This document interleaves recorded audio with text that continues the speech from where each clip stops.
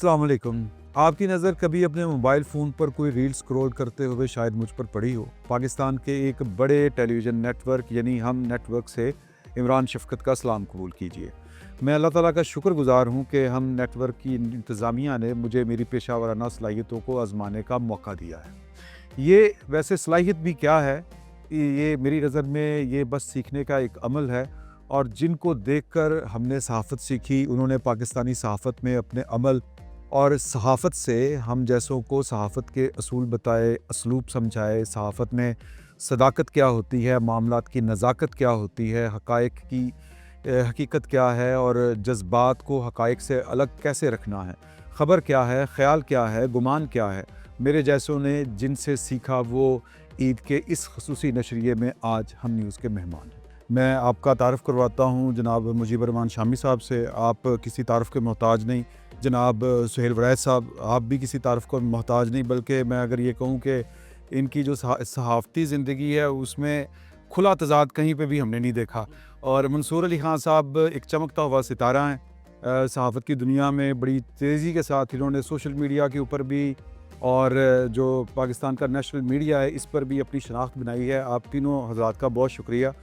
शामी साहब, पहले ये बताइएगा कि ईद के बाद आपको क्या लगता है कि दुनिया किस तर्ज की होगी? ये जो जंग छिड़ी हुई है, इस तनाज़ुर में पूछ रहा हूँ। कोई नया वर्ल्ड ऑर्डर आ रहा है या जा रहा है? कोई लड़ाई या सफ़बंदी क्या शक्ल इख्तियार करेगी? दुनिया की शक्ल क्या होगी? देखिए, अभी तो कुछ कह नहीं सकते कि बिलाखिर कहाँ बात ख़त्म होगी और क्या मंज़र होगा। लेकिन एक बात तो वाज़ेह है ना कि दुनिया तो बदल चुकी है। जो सही। वर्ल्ड ऑर्डर कायम हुआ था दूसरी जंग अज़ीम के बाद, वो तो रेज़ा रेज़ा हो गया। वो उनके जो अपने पुराने इत्तेहादी हैं, ख़ुसूसन नेटो के जो लोग हैं, जो ममालिक हैं यूरोप से ताल्लुक़ रखने वाले, वो भी उनकी अपील के ऊपर कि आपने हरमुज़ को खुलवाना है, अपनी फ़ौजें भेजें, कोई भी कान नहीं धर रहा उस पे। तो एक वो जो माइट थी अमेरिका की, वो आपको जाती हुई नज़र आ रही है? वो तो देखे ना, नेटो के किसी इत्तेहादी से तो पूछा नहीं उन्होंने। तो कुछ ना कुछ तकल्लुफ़ तो रवा रखा जाता था ना, कोई मशावरत होती थी, कोई अक़वाम मुत्तहिदा में जाते थे, कोई सिक्योरिटी काउंसिल में बहस होती थी।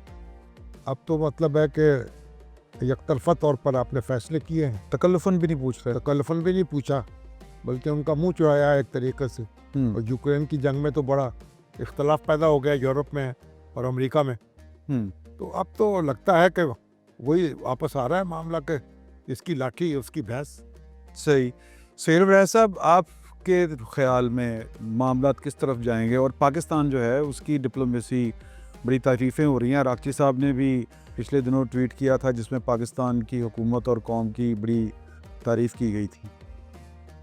नहीं, मैं शामिल साहब की बात को आगे लेके चलते हुए अगेन यूनिपोलर वर्ल्ड बन गई है और जो एक थोड़ा बहुत अखलाकियात या जो एक बना था तवाज़ुन, वो ख़त्म हो गया। और बिलख़ुसूस इस्लामी दुनिया में जो मज़ाहमत थी, जो एक जवाबी इराक़ की शक्ल में थी, कभी लीबिया की शक्ल में थी, कभी शाम की शक्ल में थी, कभी फ़लस्तीन की शक्ल में थी, कभी ईरान की शक्ल में थी, वो सारी की सारी इस जंग ने सबको ही ले डूबी है। और यूँ समझिए कि मिडल ईस्ट में अब एक यूनी आर्डर आ गया है और वो सारे का सारा ज़ाहिर है प्रो अमेरिका आर्डर है। लेकिन ज़ाहिर है दुनिया इस तरह रहती नहीं है, ना आज तक दुनिया ये रही है।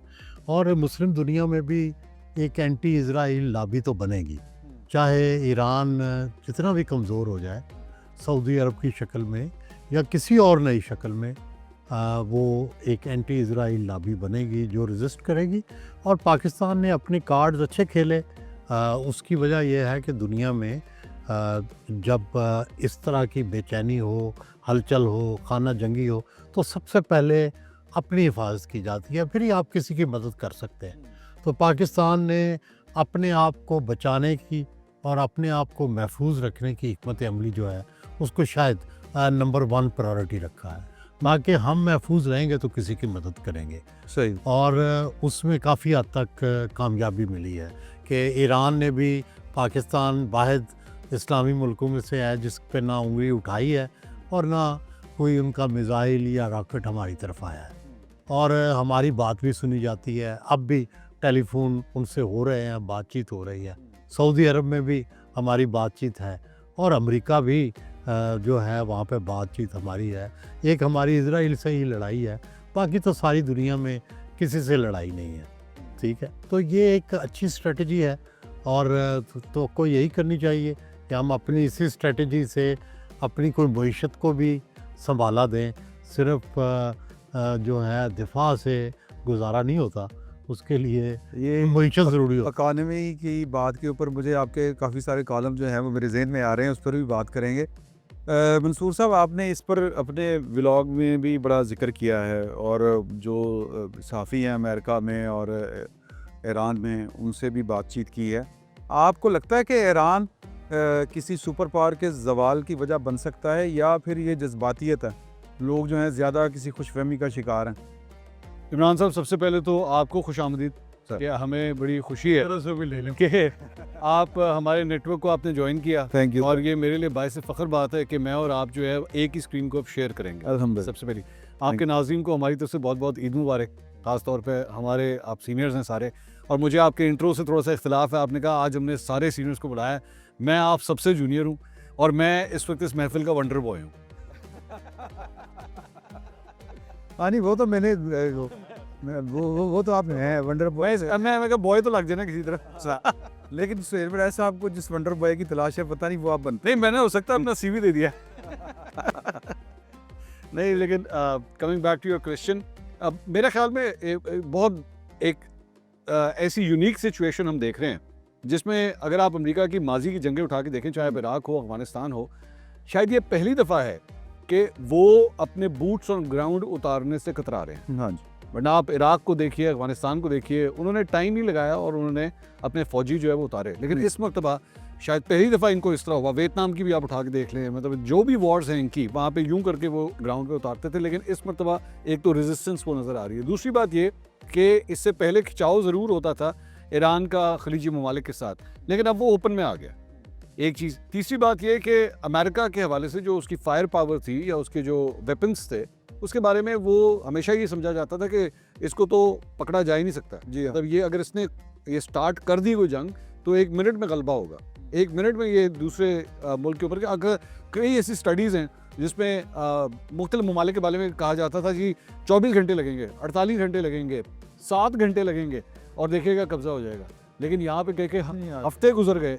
अब ये डिस्कशन अमेरिका के अंदर जारी थी कि जनाब इसमें से निकलना किस तरह है, ये फैसला करो इसमें से निकलना किस तरह है। सो अमेरिका को ओवरऑल, चाहे वो डोनाल्ड ट्रंप की बेवकूफ़ी की वजह से हो या किसी भी वजह से हो, मेरे ख्याल में इसने पूरी दुनिया को एक सिग्नल दे दिया। ईरान ने ख़ास तौर पे एक जो डेवलपमेंट की, उन्होंने कहा कि जनाब ठीक है, आपने ईरान का तेल लेना है, आपने हुर्मुज़ को आपने क्रॉस करना है, आप चाइनीज़ युआन में डील करें। अब ये डोनाल्ड ट्रंप की दुखती रग है, वो हमेशा चाइनीज़ युआन की ट्रेडिंग जो है वो उससे भागता रहा है और ईरान ने वही चीज़ जो है वो ऑफ़र कर दी। और 2 सुपर पावर्स, चाहे रशिया हो चाहे चीन हो, उन्होंने भी अमेरिका की वो जो एक हेजिमोनी थी कि जनाब ये अनबीटेबल है, उसको भी पेनिट्रेट कर दिया। नहीं, ऐसा नहीं हो सकता। और बाद में सबसे एंड पे मेरे ख्याल में पाकिस्तान को अगर आप उठा के देखें तो मेरा ख्याल में पिछले 30-40 साल की अगर आप जियोपॉलिटिकल सिचुएशन में पाकिस्तान को देखें, चाहे वो अफगान वॉर के हवाले से हो, चाहे वो भारत के हवाले से हो, चाहे वो और दीगर वॉर ऑन टेरर के हवाले से हो, मेरा ख्याल में शायद इतनी सेंसिटिव पोजीशन पाकिस्तान की आज से इससे पहले कभी नहीं थी कि दोनों हरीफों के साथ आपके ताल्लुकात, चाहे वो अमेरिका हो, जहाँ हम ट्रंप को नोबेल इनाम के लिए भी हम नॉमिनेट करते हैं, और दूसरी जगह पे ईरान हो जो कि हमारा पड़ोसी मुल्क है, और दोनों के साथ आपका चैनल ऑफ कम्युनिकेशन जो है वो खुला हुआ है। मेरा ख्याल में तो इस सारी सिचुएशन में सबसे सेंट्रल किरदार अगर किसी मुल्क की जानिब से अदा किया गया जिससे दोनों ही डिप्लोमेटिक रिलेशंस जो हैं वो कायम रहे, वो पाकिस्तान है। वरना बाकी सबने पोजीशंस ली, सब ने कोई ना कोई लेफ्ट राइट, चाहे वो अमेरिका की साइड पे गया या वो ईरान की साइड पे गया, सब ने पोजीशंस ली। लेकिन हम शायद वो वाहिद मुल्क थे जिसके दोनों के साथ कॉन्टैक्ट जो है वो रहे, जो कि मेरे ख्याल में एक बहुत बड़ी कामयाबी है। बड़ा वाइजली चल रहा है पाकिस्तान माशाल्लाह। अच्छा, ज़रा थोड़ा सा मौजू से निकलते हैं थोड़ा सा। शामी साहब, मुझे ये बताइए कि ईद का दिन है, आपने बतौर सहाफ़ी अपने फ़राइज़ की अंजामदही के दौरान कभी किसी सियासतदान के साथ ईद वाला दिन गुजारने का मौका मिला आपको, या मुलाकात, अहवाल, मिलना मिलाना? नहीं, एक ज़माना था मेरे ख्याल सियासतदान से मिलने का तो कोई ऐसा कोई मौका नहीं होता। लेकिन ये है कि एक ज़माना था कि बाद औक़ात यही नवाज शरीफ साहब वज़ीर आज़म थे, तो उनसे मुलाकात हो जाती थी ईद के दिन या ईद के अगले दिन। मैंने एक दफ़ा उनको कवर किया था ईद वाले दिन, पंजाब आए थे गवर्नर हाउस। गवर्नर हाउस से मिलते थे लोगों से, हाँ, ऐसा भी मिलते थे। जब जनरल ज़िया-उल हक थे उस वक़्त वो उनका मामूल था कि वो टेलीफ़ोन ज़रूर करते थे ईद मुबारक का, जो उनके ताल्लुक़ जिनसे अच्छा ताल्लुक़ होता था। तो ये इस तरह का मामला रहा। अब तो मेरा ख़्याल वो ज़माना ख़त्म हो गया। वज़ीर हाउस ख़त्म तो मिलता है, हाँ, अब तो वज़ीर आज़म मिलते नहीं है नहीं मिलते, वज़ीर आला भी इस तरह से नहीं मिलते, लेकिन पहले कुछ ना कुछ एहतमाम होता था। अच्छा, मंसूर साहब ने ना एक ज़माना था कि सहाफ़ी जो है वो आर्मी चीफ के साथ भी ईद करते थे। वो उसी दौर की बात कर नहीं नहीं, ये मैं रिसेंट दौर की बात है। रिसेंट से मुराद आज से 5 साल। अच्छा अच्छा अच्छा अच्छा। बड़ी होती थी बाकायदगी के साथ। ईद भी हुई है। यानी जनरल ज़िया-उल हक के दौर से भी, फिर चीफ ऑफ आर्मी स्टाफ की भी इफ्तारी होती थी। नहीं, फिर बाजवा भी साहब की होती एक थी। इफ्तारी बड़ी मशहूर हुई थी ना, अच्छा, वज़ीर आज़म जब खुल के बातें सामने आई थी, 8 घंटे की कोई इफ्तारी थी। वज़ीर आज़म की इफ्तारी जो है वो भी होती थी, बल्कि बाजवा साहब की इफ्तारी तो एक ऐसी हुई थी कि इफ्तार के बाद यानी बैठे और फिर सहरी अगले सहरी के वक्त तक मीटिंग जारी रही। बड़ा उनका स्टेमिना था वैसे। तो मगर अब ये है कि वो भी रिवायत ख़त्म हो रही है मेरा ख्याल। सही। इस वक्त तो मेरा ख्याल ना कोई वज़ीर आज़म की तरफ से इफ्तार हुआ है, ना कोई क्या गवर्नर पंजाब ने कोई थोड़ा एहतमाम किया था, ना वज़ीर आला की तरफ से, ना नवाज शरीफ साहब की तरफ से, ना जरदारी साहब की तरफ से। सही। सोहेल साहब, आपका प्रोग्राम बड़ा मशहूर है, उसके ऊपर लोग जो है वो बड़े मज़े मज़े के कमेंट्स भी करते हैं। सोशल मीडिया के ऊपर आपको कॉपी भी बहुत किया जाता है। तो ये बताइए कि आपने एक ईद किसी सियासतदान के साथ कभी की है, इत्तेफाक हुआ है या कभी? नहीं, मैंने ईद जो है वो एक दफ़ा वाना में फ़ौजियों के साथ, फ़ौजी सिपाहियों के साथ की थी, क्योंकि उस ज़माने में वाना ऑपरेशन हो रहा था अगेंस्ट तालिबान, ठीक है। तो वो एक ईद मैंने वहाँ गुजारी थी और वहाँ पे उनके साथ ईद की नमाज़ पढ़ी, फिर उसके बाद ईद का खाना खाया। तो ये मुझे एक दफ़ा मौका मिला है, वगरना और नहीं किसी से मौका मिला। बिल्कुल सही। मंसूर साहब, आपने तो कोई सर, मैं मिलना भी नहीं चाहूँगा। ड्यूटी की बात हो रही है, मिलने मिलाने की। नहीं, ड्यूटी होती नहीं ईद वाले दिन, तभी की होती। मेरी तो नहीं होती है, अब नहीं होती, पहले होती। नहीं, पहले तो आप जब रिपोर्टिंग किया करते हाँ, थे। नहीं, तब कभी ऐसी नहीं मिली, लेकिन मैं नहीं मिलना चाहूँगा, क्योंकि 365 दिनों में से कम ईद का दिन तो बंदा आराम से 24 घंटे अपनी फैमिली के साथ गुजारे, क्योंकि वो बात तो नहीं, मेरी लव मैरिज है।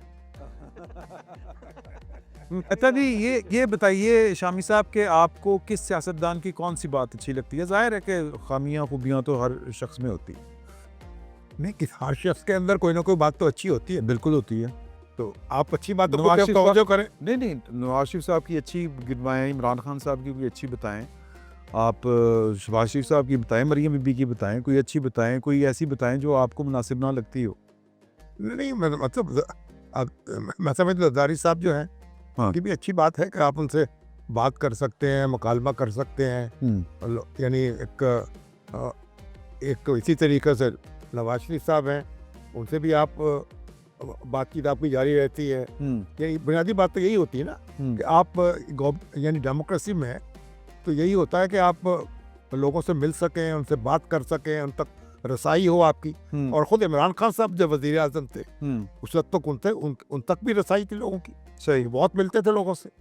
तो इस लिहाज से तो मैं समझता हूँ कि ये सारी खूबियाँ उनमें मौजूद है। अभी ऐसा हुआ है कि मतलब वज़ीर आला जो है, जब से वज़ीर आला बनी है तो अखबार नवीसों के साथ कोई बाकायदा नशिस्त नहीं हुई उनकी। ठीक। बाकायदा तो हो सकती है कि आपसे मुलाकात हो गई, मुझसे हो गई, लेकिन ये कि कोई बाकायदा तबादला ख्याल हुआ हो, ऐसा नहीं हुआ। मुझे लगता है कि शायद कोई आखिरी इंटरव्यू भी आप ही को दिया था। मंसूर अली खान साहब हुआ है मेरा ख्याल। हाँ, उसके बाद तौबा कर ली उन्होंने। तजर्बा इतना कामयाब रहा। शहबाज शरीफ साहब का भी मैंने इलेक्शन से 2 दिन पहले इंटरव्यू किया था, वो उनका आखिरी इंटरव्यू था। उसके बाद से उन्होंने भी इंटरव्यू नहीं किया। सही। सोहेल राय साहब, आप बताइए कि आपको किस सियासतदान की कौन सी बात अच्छी लगती है, मोस्ट फेवरेट, जो आपको कहे यार ये कमाल की इसमें आदत? मुझे तो किसी की को खामी बड़ी कम भी नज़र आती है। मैं तो खूबियाँ ही अच्छी लगती हैं। मियाँ नवाज शरीफ बड़े वाइज आदमी हैं, बड़े गहरे आदमी हैं।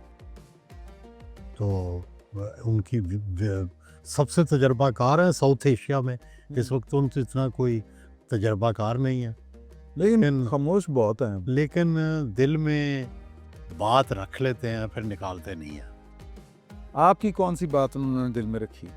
मुझे मैंने जिस कहा पर था, आपका शक हो, मैंने कहा था कि इमरान खान के साथ जो वो इंतकाम वाला दायरा है वो बंद हो जाना चाहिए। अच्छा, ठीक है, तो जाहिर है उन्हें अच्छा नहीं लगा। ओके, ठीक है, मैंने कहा कि बज़्म नाज चाहिए गैर से तही, हाँ सुन के सितम ज़रीफ ने उठा दिया कि यूं। बिल्कुल सही। अच्छा, अच्छा शहबाज शरीफ साहब जो हैं वो हर तरह की उनसे बात की जा सकती है। ठीक है, अच्छा, शहबाज शरीफ साहब से अब भी रब्ता है, यानी उनसे मेल मुलाकात जो है यानी अब भी होती है जी। ओके, ये मैं पाऊँ सही, सही। अच्छा, तो वो उनसे बातचीत भी हो सकती है। बाज़ औक़ात वो तनकीद के बावजूद भी आपकी बात सुनते हैं और आपकी बात जो है उस पर कोशिश भी करते हैं कि अमल हो। अच्छा, इमरान खान साहब की सबसे अच्छी बात आपको क्या लगती है? इमरान खान साहब की बेतकल्लफ़ी। अच्छा, इमरान खान साहब कोई ये अदब आदाब, ये तकल्लुफ़ात इनके कायल नहीं है। वो बेतकल्लफ़ है, आप भी बेतकल्लफ़ हो जाएं तो बिल्कुल ठीक है। तो जब जाएंगे वो कहेंगे सुहेल इधर आओ बात सुनो, ठीक है, और आप भी उन्हें कहते हैं इमरान इधर आओ बात सुने, वो माइंड नहीं करेंगे। अच्छा, ठीक है, तो सही। उनकी बेतकल्लफ़ी ही जो है वो उनकी खूबी है। लेकिन कई लोगों को इस बेतकल्लफ़ी में कोई इतनी अट्रैक्शन नज़र नहीं आती। वैसे इमरान खान साहब जो है ना जी, यानी वो जितना बल्कि आप दोनों तो उनको एक दफा मनाने भी गए थे, मजाक तो बड़े 40 साल से उनको देख रहे हैं। बड़ा रब्ता उनसे रहा हमारा, हाँ, नहीं, मैं ये सैकड़ों मुलाकातें नहीं, कई ये अभी तो जवान पार्क आखिरी हम गए बात थे, में भी गया। हाँ, हम गए थे इकट्ठे। मैं 3 दफ़ा गया हूँ, एक दफ़ा शामी साहब की सरबराही में, एक दफ़ा इम्तियाज़ आलम साहब को लेके, एक दफ़ा मैं अकेला भी गया हूँ। तो बात एक ही थी कि जनाब मेहरबानी करें कोई रिकन्सिलिएशन कर लें। तो जिस तरह नवाज शरीफ साहब ने उठा दिया कि यूँ, उन्होंने उठा दिया भी यूँ। वैसे एक पुरलुत्फ आदमी है, मतलब हाँ, इनसे मिल के मजा आता है। हाँ, जाहिर है उनकी पर्सनालिटी। तो वो ओपनली बात भी हाँ, कर ओपन। लेते हैं। हाँ, मंसूर अली खान साहब, आप हम सब में से छोटे हैं जनाब, और जवान आदमी हैं। आप ये बताएं, ड्रामे श्रामे देखते हैं आप? मैं बहुत कम ड्रामा देखता हूँ, बहुत अच्छा, फेवरेट अदाकार कौन है आपका ओवरऑल, फिल्म में, ड्रामे में, पाकिस्तान में? तो खुद हीरो हैं, क्या जरूर। आप ये पूछें कि आपकी पसंदीदा हीरोइन कौन सी है, हीरो तो खुद है। ਉਹਦੇ ਤੇ ਆਣਾ ਸੀ मैं। नहीं, नुमान इजाज साहब बहुत अच्छी एक्टिंग करते हैं, क्योंकि पाकिस्तानी मैं अदाकारों की बात कर रहा हूँ। एक वो हो गए कवि साहब, और बहुत यार कोई फीमेल पूछे। हाँ, फीमेल है, हाँ। कोई हीरोइन। सबा कमर साहिबा बहुत अच्छी। मायरा खान है नाम उनका। जी, मायरा। आपने इंटरव्यू भी किया था जी, मैंने लेकिन उनका काम बहुत कम देखा है, ये मेरी नाहेली है, मैंने बहुत कम काम देखा उनका। इंटरव्यू फिर काहे थे कीता सी? नहीं, इंटरव्यू तो वो मूवी आ रही थी ना, अच्छा। सेफ्टी वजह से नहीं किया था वो, तो उनकी फिल्म आ रही थी। सबा कमर साहिबा के मैंने देखा, केस नंबर 9 उनका बहुत अच्छी एक सीरीज थी, हाँ। जो शाहजेब हमारे भाई ने हाँ, लिखी थी, बहुत अच्छी सीरीज थी वो। और भी मैंने उनके बहुत से शोज देखे, वेरी गुड एक्ट्रेस। सही। तो लेकिन ऑब्वियसली हमारा जो इदारा है, इसके ड्रामे बड़े ऑल ओवर द वर्ल्ड मशहूर हैं। जहाँ जहाँ पे उर्दू समझी जाती है, देखी जाती है, ड्रामे देखे जाते हैं।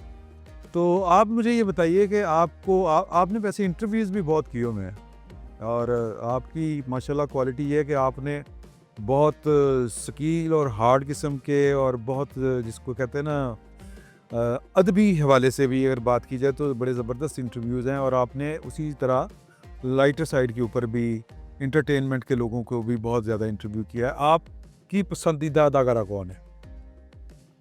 देखिए वंडर गर्ल कौन है? Wonder girl. देखिए दी गुजारिश ये है कि ये जो ड्रामे वाले हैं इतने, उनसे तो हम इतने मानूस नहीं हैं। हम तो फिल्म वालों से मानूस थे ज़्यादा। सही।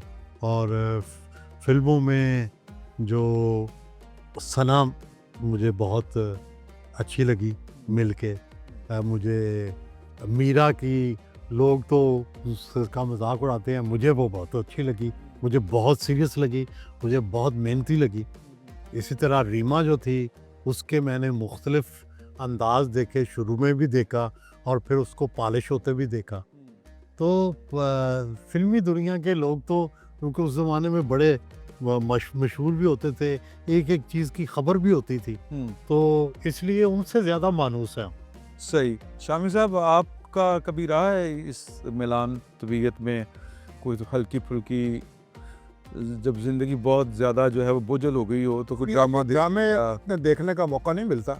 अच्छा और बहरहाल लेकिन जब फिल्में तो हम भी देखी हैं, अच्छा, माशाल्लाह, ये खबर है हमारे। हर बोर्ड के मेंबर भी रहे हैं, अच्छा, तो कंपलसरी में आपने देखते तो हुए देखी हैं जो हमने नहीं देखी हो। हर किस्म की फिल्म देखी है, उनको काटते भी रहे। अच्छा, ये है कि अब वो दौर रहा है मोहम्मद अली का, ज़ेबा का, नूरजहां का, हम उसी दौर में जिंदा है। अब क्या कहें कि उसके बाद क्या हुआ।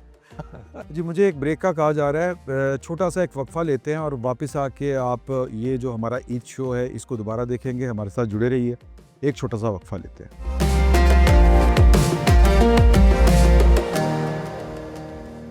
Welcome back. हमारे साथ इस ईद के खुसूसी शो पर जो हमारे मेहमान हैं जनाब मुजीबुर रहमान शामी साहब, सुहेल वरायत साहब और मंसूर अली ख़ान साहब, उनसे अपनी बातचीत का सिलसिला जारी रखते हैं। सुहेल वरायत साहब, एक ख़्याल ये भी है कि जब तक इस हुकूमत की इस्टेब्लिशमेंट के साथ जो सेम पेज वाला जो सीन है वो ऑन रहता है, मामला जिस तरह यकसुई के साथ और बहुत अंडरस्टैंडिंग के साथ चल रहे हैं, तो आपको लगता है कि जो हमें फील आती है कि सब अच्छा जा रहा है वो वाकई अच्छा जा रहा है? गवर्नमेंट और जो पावर कॉरिडोर्स हैं उनके तरफ बिल्कुल अच्छा नहीं जा रहा। अच्छा, हाँ, ये मजबूरी का एक साथ है, और ज़ाहिर है एक कॉमन एनिमी जो है उसकी वजह से ये इत्तेहाद है, और वो ज़ाहिर है इमरान खान है। लेकिन मैं यहाँ ये गुजारिश करूँगा कि मुझे तो दोनों की पॉलिसी, गवर्नमेंट की और पीटीआई, दोनों में बहुत बड़ा फ्लॉ और फेलियर लगता है। ओके, देखिए, पहली तो बात यह है कि पाकिस्तान की तारीख में इतनी बड़ी अपोजिशन कभी नहीं रही कौमी असम्बली में, लेकिन इतनी बड़ी अपोजिशन होने के बावजूद पीटीआई का ये फेलियर है कि अभी तक ना पार्लियामेंट के अंदर आवाज़ उठ सकी है उनकी, ना पार्लियामेंट के अंदर वो कोई अपनी मुअस्सर नुमाइंदगी कर सके हैं। हालांकि वही फोरम है जहाँ से वो रास्ता बना सकते थे। सही। नंबर 1। नंबर 2, गवर्नमेंट का क्या फेलियर है? गवर्नमेंट का फेलियर ये है कि जब तक वो इमरान के मुस्तकबिल का फैसला नहीं करते, कभी स्टेबिलिटी नहीं आ सकती पॉलिटिकल। जब तक ये मामला दरमियान में लटक रहा है। लेकिन सर देखें ना, स्टेबिलिटी जो है वो काम तो गवर्नमेंट का कोई रुक नहीं रहा, तरमीम तक वो कर लेते हैं बड़े आराम के साथ। 26वीं आपने होती देखी, 27वीं आपने होती देखी। नहीं, वो तो देखे ना, गुजारिश ये है कि दुनिया में कई सदियां वाक़यात गुजर जाते हैं, फिर इनकलाब आता है। हाँ, क्वेश्चन ये है कि क्या इमरान खान का मामला उनके जेल में जाने के बाद भी आज तक पाकिस्तान का सबसे बड़ा सियासी मसला है या नहीं है? और जब तक इस सियासी मसले के बारे में कोई फैसला नहीं किया जाता कि इसको किधर लेके जाना है, उस वक्त तक ये मसला तो रहेगा। अच्छा, वैसे मेरी इतला के मुताबिक ये फर्स्ट हैंड इंफॉर्मेशन आपके पास है कि जिन्होंने मसले हल करने हैं, और आप ये बता दें कि उस तरफ क्या मामला है, वो हल करना भी चाहते हैं कि नहीं करना चाहते, और हल उनके पास अगर है भी तो वो क्या है? नहीं, ये तो मुझे नहीं पता, ये तो तारीख बताएगी कि क्या उनके पास हल है, लेकिन हल निकालना चाहिए कोई ना कोई। मैं तो यही कह सकता हूँ कि देखिए, सियासी मामलात को पेंडिंग रखना या उनके बारे में फैसला ना कर सकना, ये भी एक नाकामी है। लीडर्स जो होते हैं वो फैसला करते हैं। लीडर्स तो ये भी फैसला करते हैं कि अपोजिशन क्या करे, ये भी वो फैसला करते हैं। बड़ा लीडर वो होता है जो ये भी फैसला करे कि अपोजिशन क्या फैसला करेगी। तो आपके ख्याल में ये जो लीडरशिप का जो फुकदान है, वो जो पाकिस्तान की बड़ी लीडरशिप है वो उनका आप गर्दानते हैं, या आपको लगता है कि उन्हीं की नाकामी है, या फिर सेकंड टियर जो गवर्नमेंट में है आप उनकी बात कर रहे हैं? नहीं भाई, ये देखें, ये जब तक हम एक दूसरे के खिलाफ इंतकाम और जज्बातियत से नहीं निकलेंगे, एक दूसरे को बर्दाश्त नहीं करेंगे, ये मामला हल नहीं होगा। पहली स्टेज ये है कि एक दूसरे को बर्दाश्त और एक दूसरे के को तस्लीम किया जाए। इसके बाद अगली स्टेज है। सही। मंसूर अली खान साहब, ये बताएं कि जो ब्राइस साहब कह रहे हैं कि हल नहीं निकल पा रहा, इस हल में रुकावट कौन है? देखिए मेरे ख्याल में तो इसमें काफ़ी हद तक सुहेल साहब की बात सही है। हर जगह पे ही एक ज़िद है, ये ज़िद है बेसिकली जिसकी वजह से मामला जो है वो तय नहीं हो पा रहे। हमारे मुल्क की मुक़्तदरा की अपनी एक ज़िद है जो ये समझती है कि शायद हमें दूसरी साइड की ज़रूरत ही नहीं है। वो अगर जिस तरह आप कह रहे थे ना कि मामला तो चल रहे हैं, हाँ यकीनन मामला तो चल रहे हैं, लेकिन मामला तो उसी तरह चल रहे हैं जिस तरह एक अरेंज मैरिज में चलते हैं। अच्छा, लव मैरिज में और अरेंज मैरिज का फ़र्क तो होता है ना। मतलब अरेंज मैरिज में भी मामला चलते हैं, ऐसा तो नहीं है कि वो जब वो शादी होती है चलते हैं अपने घर तो नहीं, लेकिन और लेकिन तो पैदा होते थे। लेकिन अगर आपका एक इश्क जो है वो कोई 10 साल चलता रहा हो, 10 साल का इश्क चलता रहा और उसके बाद वो इश्क खत्म हो जाए और वालिदैन कहें कि चलो फौरन अरेंज मैरिज करो, तो फिर उसके बाद उसको बुलाना, एक नए सेटअप में जाना, उसके साथ अपनी ज़िंदगी बताना मुश्किल तो होता है। हो सकता है कि कल को आपको उसी से इश्क हो जाए और आप कहें वो जो मेरा 10 साल पुराना इश्क था मैंने बुला दिया उसे। ये आपने जो इश्क और मोहब्बत की बातें शुरू कर दी हैं, ये काम ख़राब कर रहे हैं आप। लेकिन शामी साहब मुझे ये बताइए कि दो पाकिस्तान में इस वक्त बड़े लीडर हैं, एक तो सदर ममलिकत हैं हमारे, हर मसले का हल उनके पास होता है। एक नवाज शरीफ साहब हैं, उनके पास भी मसाइल का हल होता है और उन्होंने कई बार मसाइल का हल निकाला। कुछ लोग कहते हैं कि शायद वो सारी सूरत हाल से वो सबसे थक चुके हैं।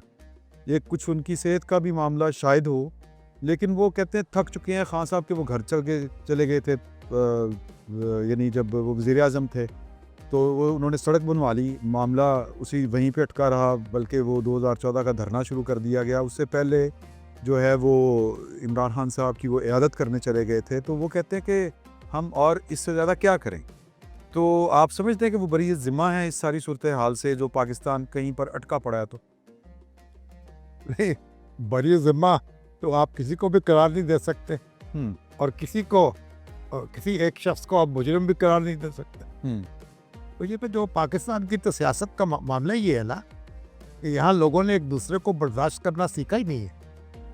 हमारी ये दुनिया में एक वाहिद जमहूरियत है जिसमें यानी हम एक दूसरे को साथ मुकालमे के लिए तैयार नहीं होते, बैठने के लिए तैयार नहीं होते, पार्लियामेंट में होते हैं तो कुट्टी करके बैठते हैं। तो ये जो हमारी सियासत का तो ये मसला रहा है और आज से नहीं है, बरसों से यही है।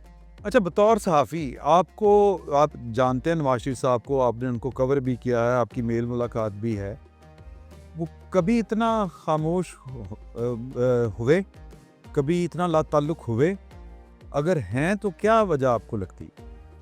नहीं, लाताल्लुक तो नहीं है। देखें ना, मुस्लिम लीग को वो लीड कर रहे हैं और उनकी बेटी जो है यहाँ वज़ीर आला है, भाई वज़ीर आज़म है, मगर वो जो एक्टिव बैकर रोल था उनका वो बाकी नहीं रहा। तो बाकी तो मेरा मतलब मैं नहीं समझता कि यानी जो कुछ इस मुल्क में हो रहा है यानी वो कोई उनकी मर्ज़ी के ख़िलाफ़ हो रहा है या उनकी मर्ज़ी के साथ हो रहा है। अच्छा, दोनों सूरतें नहीं हैं। हाँ, दोनों सूरतें नहीं हैं, बस होता चला जाता है। राय साहब, ये बात बड़ी कॉमनली कही जाती है, दोहराई जाती है मुख्तलिफ जब आप मेल मुलाकात करते हैं तो वो कहते हैं जी 3 शख्सियात हैं पाकिस्तान में जिनके दरमियान अंडरस्टैंडिंग इस वक्त बहुत ज़्यादा है। 2 तो मैंने बता दी, तीसरा आप अज्यूम कर लीजिए कि वो कौन हो सकता है। ये बात वाकई ऐसी है या वंडर बॉय वाली बात ज़्यादा, उसकी तलाश वाली बात ज़्यादा ठीक लगती है आप? It's a marriage of convenience. Option क्या है? देखिए, ऑप्शन ये है कि दूसरी तरफ इमरान खान है जिनसे ज़ाहिर है ना मुक़्तदरा की बनती है, ना नून की बनती है, ना पीपल्स पार्टी की बनती है। तो ये एक फिर नेचुरल अंडरस्टैंडिंग हो गई इन दो की, ठीक है, और फिर आहिस्ता आहिस्ता कमिट होते चले गए, ठीक है। और दूसरी तरफ इमरान खान साहब की जो स्ट्रेटजी है, हमारी जो 70-75 साल की तब माजी की तारीख़ है उससे बिल्कुल मुख्तलिफ है। हमेशा जब भी कोई अपोजिशन में जाता था तो वो कोशिश करता था कि मैं कम से कम अपनी तादाद में इजाफा करूं, मैं अपोजिशन को बढ़ाऊं, दूसरी पार्टियों से सुलह करूं, जिन तबकों को मैंने नाराज़ किया है उनको मैं राज़ी करूं। मसलन सबसे पहले ये होता था कि जो लोग अपोजिशन में जाते हैं सबसे पहले वो साफ़ियों से माफ़ी मांगते थे, माजी की गलतियों का कहते थे अब आइंदा नहीं होगा, ठीक है। फिर वो बाकी तबकों से एड्रेस करते थे, फौज से करते थे, बाकियों से कहते थे कि जनाब अब बिल्कुल हम ठीक चलेंगे, ठीक है। और आहिस्ता आहिस्ता उनके हक़ में फ़ज़ा हमवार हो जाती थी कि भाई ठीक है चलो एक गलती हो गई, अब वादा कर रहे हैं, तो इंसान वादों पे यकीन ही कर लेते हैं। तो पीटीआई ने अपने रवैये में कोई ये एक दफ़ा भी ये नहीं सोचा कि हमसे कोई गलती हुई है, हमने किसी को दोबारा राज़ी करना है, हमने कोई अपोजिशन को बड़ा करना है। मासवाए अचकज़ई साहब के उन्होंने किसी को साथ नहीं मिलाया, ठीक है। और जिसकी वजह से जो पाकिस्तान के जो वो तबकात हैं, वकला हैं, जमहूरी बाडियाँ हैं, जिनके अंदर आम तौर पर इस तरह की जब कोई जमहूरी तहरीक चलती है तो वो भी मुतहरक हो जाते हैं, वो इस दफ़ा नहीं हो सके। और उसकी ख़ास यही वजह है कि भाई जब तक आप दीगर तबकात को लेके नहीं चलते, सिर्फ पीटीआई की बात होगी या इमरान की रिहाई की बात होगी तो बाकी लोग नहीं साथ चलेंगे। जब तक आप बुनियादी इश्यूज़ नहीं उठाते कि भाई आइंदा हम जमहूरी आज़ादियाँ देंगे, हम आइंदा सियासी कैद जो है लोगों को नहीं भेजेंगे, हम आइंदा इस तरह जजियों के ख़िलाफ़ रेफरेंस नहीं भेजेंगे, आइंदा हम जो जर्नलिस्ट हैं उनके ख़िलाफ़ ये नहीं कार्रवाइयाँ करेंगे। ये तो 4 बुनियादी इक़दामात थे जो उन्हें करने चाहिए थे, वो भी आज तक नहीं हुए। तो ये आप नालायकी इसको कहेंगे या क्या कहेंगे कि लैक ऑफ? नहीं, मैं समझता हूँ लैक ऑफ पॉलिटिकल विजडम है या टू मच कॉन्फिडेंस है कि भाई इनकलाब ही आना है, मैं हम ही ठीक थे और अब इनकलाब दोबारा लाना है। तो इन दोनों में से एक चीज़ हो सकती है, या तो पॉलिटिकली वाइज नहीं है तो या ये समझते हैं कि अब इनकलाब ही लेके आना है। जी, मुझे एक ब्रेक का कहा जा रहा है, छोटा सा एक वक्फा लेते हैं और वापस आके आप ये जो हमारा ईद शो है इसको दोबारा देखेंगे। हमारे साथ जुड़े रहिए, एक छोटा सा वक्फा लेते हैं।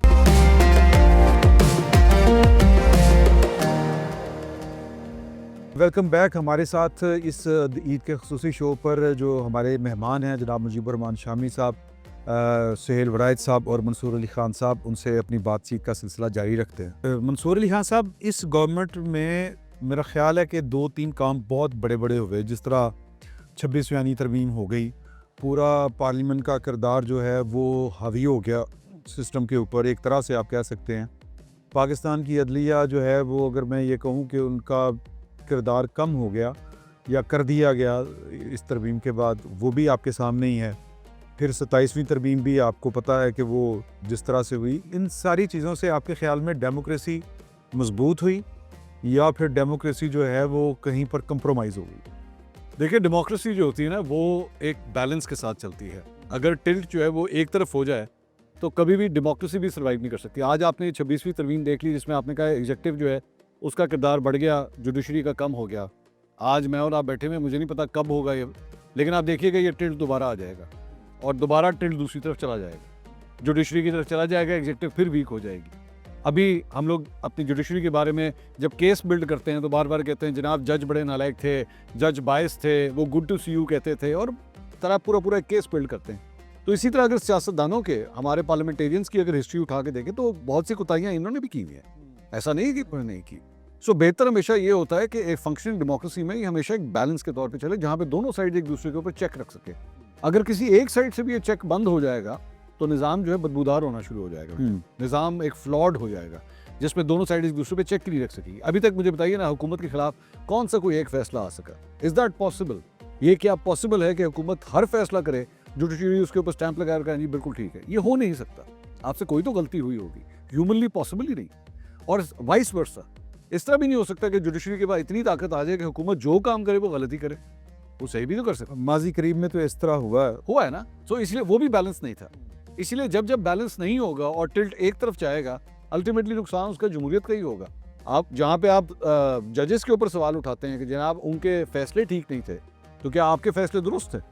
आपने भी माजी में जमहूरी जो हमारे इदारे हैं जो उन्होंने फैसले किए, उनमें से बहुत से फैसले बहुत गलत है। मेमो गेट का एक मामला है, नवाज शरीफ साहब क्या कोट पहन के नहीं गए थे? वो गए थे। इमरान खान साहब की तारीख उठा के देखें, 126 दिन का धरना किसके कहने पे उन्होंने दिया था? पाकिस्तान पीपल्स पार्टी की तारीख उठा के देखें, मोहतरमा बेनज़ीर भुट्टो साहब जब वापस आई थी, डील तो वो भी करके आई थी।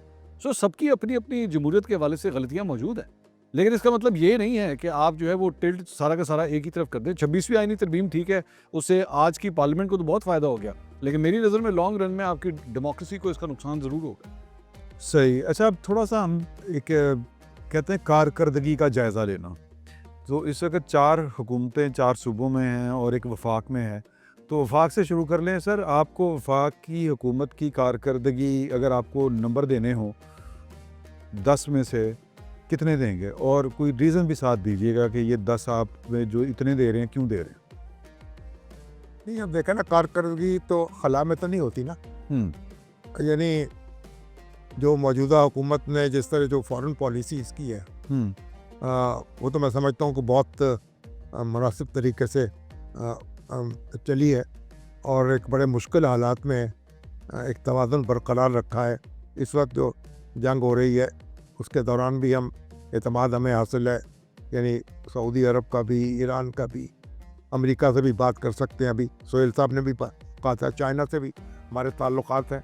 तो मेरा मतलब खारजा पॉलिसी के महाज पे, और फिर इससे पहले जो जंग हुई इंडिया के साथ हमारी 4 दिन की, उसमें भी एक पाकिस्तान की धाक बैठी जी कि उसने इंडिया के दांत कट्टे किए और एक पाकिस्तान का इमेज जो है बुलंद हुआ। तो ये इस लिहाज से तो मेरे परफॉर्मेंस जो है हुकूमत की बहुत अच्छी रही है। और इसमें जो फील्ड मार्शल हैं उनका भी रोल है, ख़ुद वज़ीर आज़म का भी है। तो सब मिलके एक अच्छे तरीक़े से ख़ारजा पॉलिसी जो है उसको निभाया है।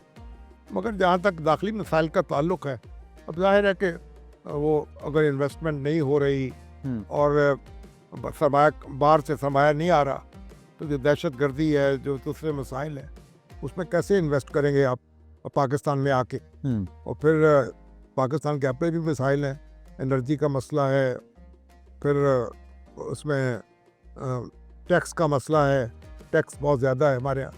तो कई फैक्टर्स हैं, यानी इकॉनमी का जो महाज है उस पर ज़ोर तो हमारा बहुत है, लेकिन अभी तक हम उस तरह आगे नहीं बढ़ सके। तो कितने नंबर देते हैं आप?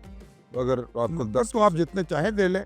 नहीं, मैं आपकी बात कर रहा हूँ। नहीं, मतलब ये है कि अभी मैं समझता हूँ खारजा पॉलिसी के में तो आप बिल्कुल अच्छे नंबर देंगे, नंबर है, लेकिन फर्स्ट डिवीजन में पास हैं, ठीक है। लेकिन बाकी जो और सियासी मामलात में भी ये है कि आप जैसे अभी पाकिस्तान का सबसे बड़ा मसला जो है कि आप अपोजिशन और हुकूमत के दरमियान कोई ताल्लुकात कार नहीं है।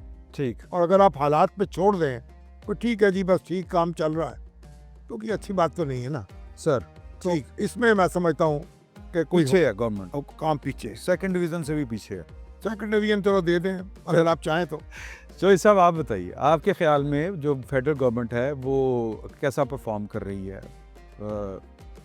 इकॉनमी बरल वो भी एक बड़ा इशू है, उसके बावजूद देखिए, ये इस बात की तो मैं तायीद करूँगा शामी साहब की कि दफाई और सफारती, ठीक, इसमें तो परफॉर्मेंस बहुत अच्छी रही, ठीक है। लेकिन दूसरी जो एक परफॉर्मेंस होती है मईशत की और अपनी पॉलिसियों की वर्किंग की, उसमें मैं समझता हूँ कि ये पॉलिटिकल गवर्नमेंट है ही नहीं। ओके।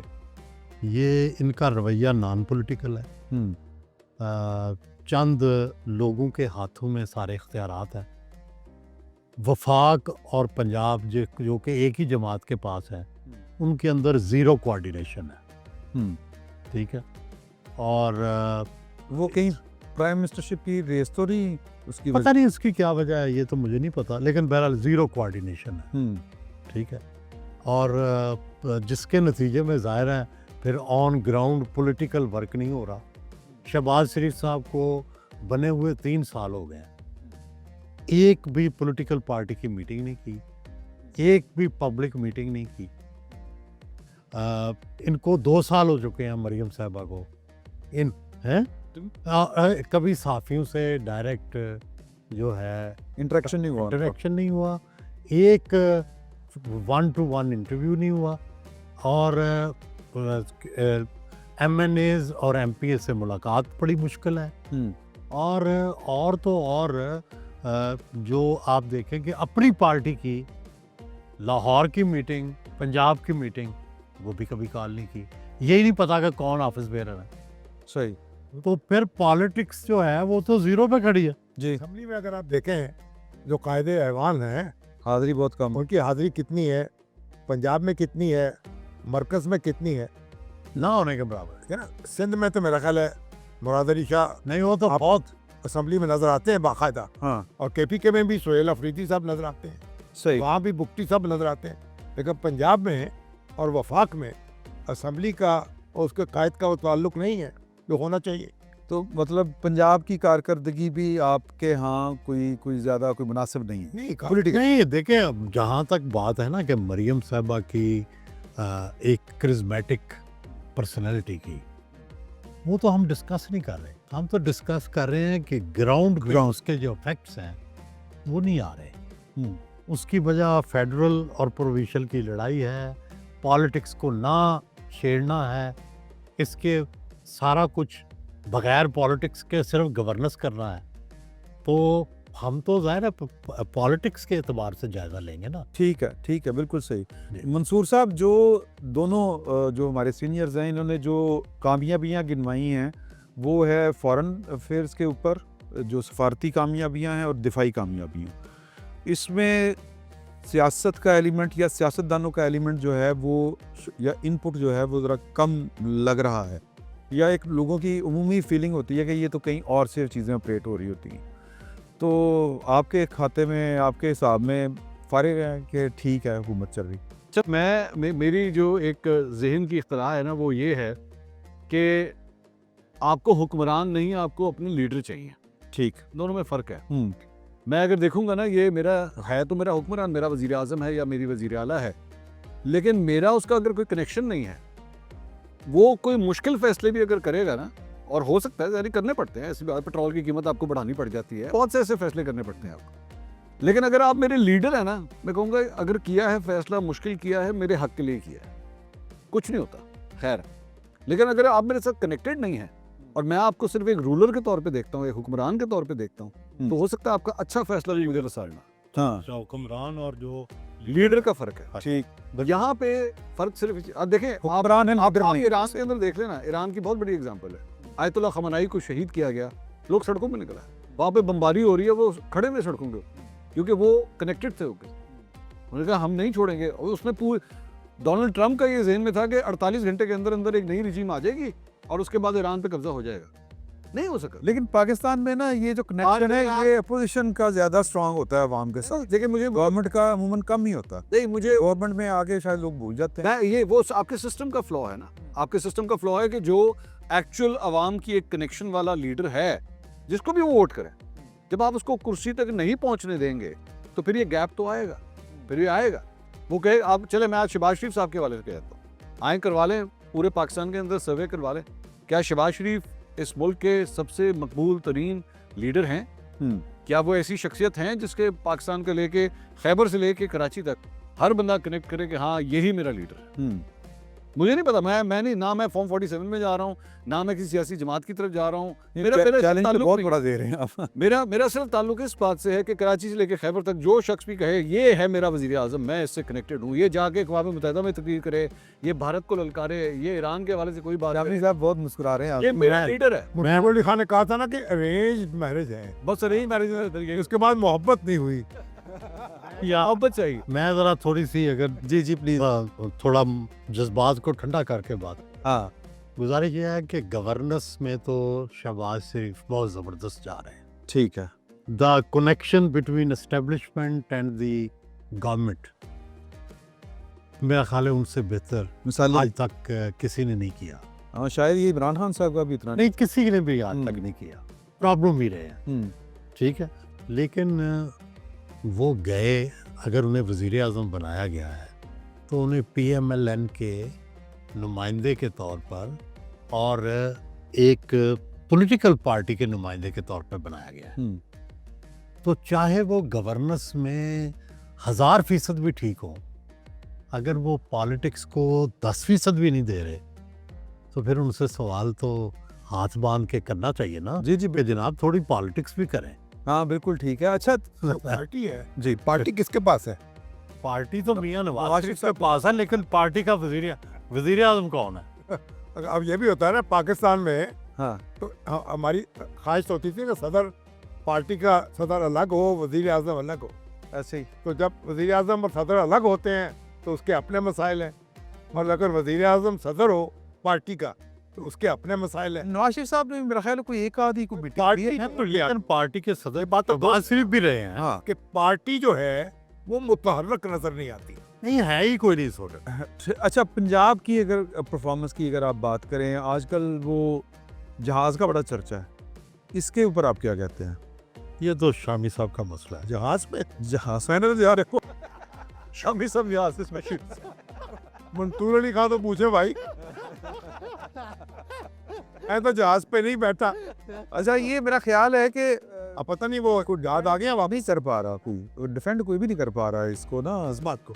जहाज लिया क्यों गया है? देखें जी, गुजारिश है, जरूरत क्या? पंजाब गवर्नमेंट जो है इसने ईद से पहले नहीं मिसाली तौर पर देखें, इसने मिसाली तौर पर 1000 अरब से ज़्यादा के तरक्याती काम कराए हैं, जी जो कि अनप्रेसिडेंटेड है माजी में। अच्छा, इसमें कुछ प्रोग्राम बहुत अच्छे हैं, जैसे सुथरा पंजाब है। हाँ ये पहली दफ़ा स्टेट जो है वो सर्विसेज की शक्ल में देहात में गई है, तो इसको तो सराहना चाहिए, बिल्कुल। ये बड़ा। लेकिन इसके अलावा बाकी जो चीज़ें हैं, जैसे मैं कह रहा हूँ कि नो पॉलिटिक्स। अच्छा, फिर इसी तरह जो MP MNA है, ये कनेक्शन होता है ना चीफ मिनिस्टर का आवाम के साथ।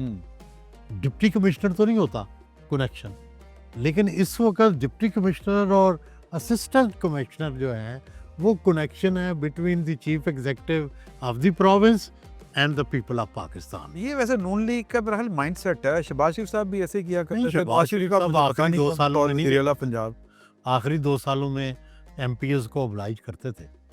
तो ये हुए नहीं ना 2 साल आखिरी। नहीं तो भाई आखिरी 2 साल कब है? ये ऐसी तरह वंडर बॉय पूछ रहे हैं ना, आप बताते नहीं, ये खुला तजाद नहीं है, आप बताएं। नहीं, ये आखिरी 2 साल पता नहीं होते ना। ये तो अब एक हमारे यहाँ तो देखे ना, हमारे यहाँ जो ऑपोजिशन है, जो ऑपोजिशन की सबसे बड़ी जमात है, उसका हाल क्या है? वो भी एक पार्टी के तौर पर असर्ट नहीं कर, नहीं, उनकी भी तंजीम ही कोई नहीं है। तंजीम आप देखें पंजाब का कौन सदर है, डिवीजनल सदर मफरूर। कौन है, सारे कुछ भी नहीं है। मफरूर है। भाई कोई देखें, इतनी बड़ी पार्टी जो पहले इक़्तिदार में रही है, उनकी इतनी भी तंजीम नहीं है कि कोई 4 बंदे भी लाहौर में निकल आए। यानी चलो ठीक है, बिल्कुल तंजीम, वो ऑफिस बेरर तो आ जाए 4 गिरफ्तारी देने के लिए, वो भी नहीं आते। वक्त मेरा ख्याल है हो गया, तो आप तीनों हजरात का, आपका सर बहुत शुक्रिया, आपका सर बहुत शुक्रिया, और मंसूर साहब आप तो अगरचे घर वाली बात है लेकिन आपका भी बहुत शुक्रिया। तो आपसे हम इजाज़त चाहते हैं, आप सबको ईद मुबारक, अल्लाह ताला आपके लिए आसानियाँ पैदा करे। अल्लाह हाफिज़।